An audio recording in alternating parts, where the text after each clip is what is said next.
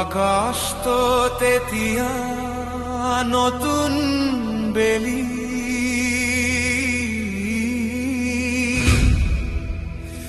পৰাধীনতাৰ শীতলি চিনি আমি মেলিলো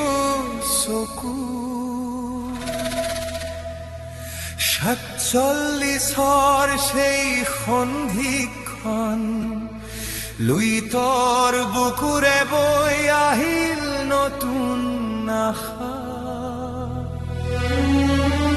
নতুন পণ সময়ৰ শিলালিপিত খোদিত হ'ল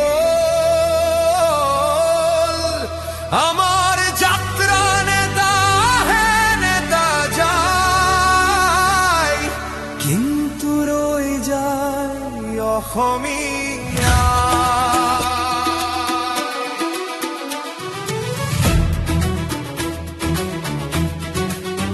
অসম দেশৰ মান ৰাখিবলৈ থিয় হ'ল লোকপ্ৰিয় গোপীনাথ বৰদলৈ আহিল বিষ্ণুৰাম মেধি কঠোৰ হাতেৰে তেওঁ ৰাখিলে শাসনৰ ভেটি শান্তিৰ বাৰ্তালৈ বিমলা প্ৰসাদ চলিহা ভাষাৰ মৰ্যাদা ৰাখি গঢ়িলে নতুন দিহা মহেন্দ্ৰ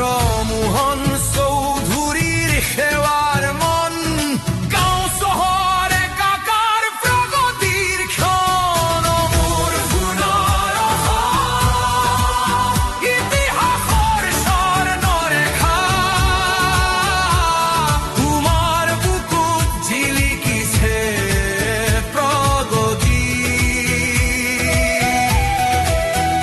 এই দেখা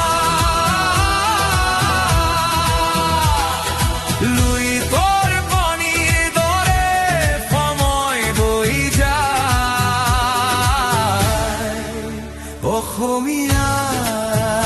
অসমীয়াৰ তোমাৰ তুলনা যে নাই। সাধাৰণ সাজপাৰ অসাধাৰণ মন শৰৎচন্দ্ৰ সিংহাই দেখিলে সমবায়াৰ সপোন দুখীয়াৰ বন্ধু হৈ তেওঁ চলালে অভিযান ৰাইজৰ হিয়াত আজিও তেওঁ এক মহান প্ৰাণ বতাহ সলনি হ'ল আহিল গোলাপ বৰা যোগেন্দ্ৰ নাথ হাজৰিকাই দিলে পহৰা ছয়লা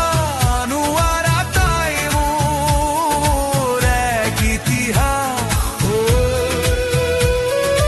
এসব চন্দৰ গগৈয়েও শাসনৰ দায়িত্ব ল'লে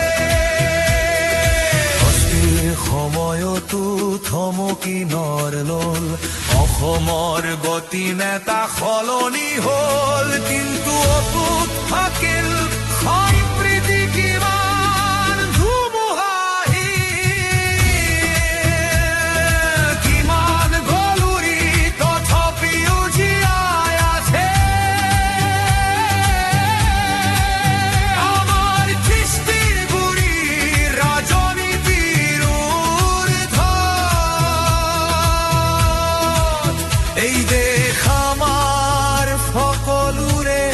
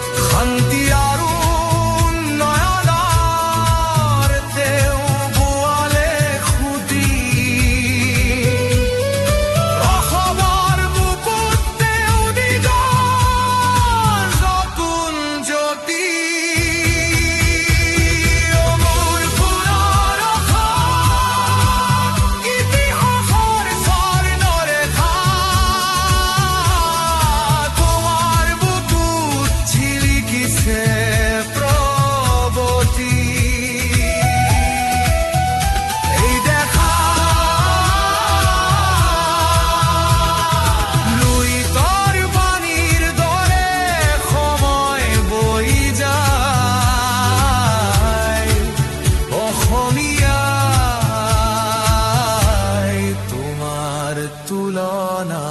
নাই। মাজুলীৰ বুকুৰ পৰাশৰ বানন্দ সোণোৱাল,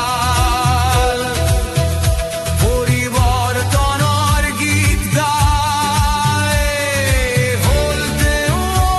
আগুৱান। এতিয়া সময়ৰ দুৰ্গামীৰত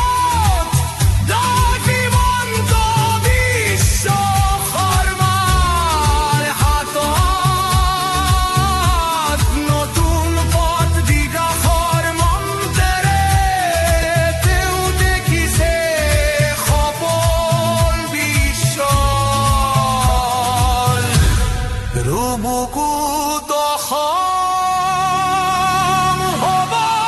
বিশ্বৰ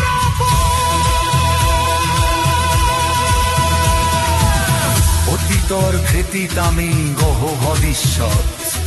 প্ৰতিগৰাকী নেতা ইতিহাসৰ এপুটি পথ আগবাঢ়ি যাওক।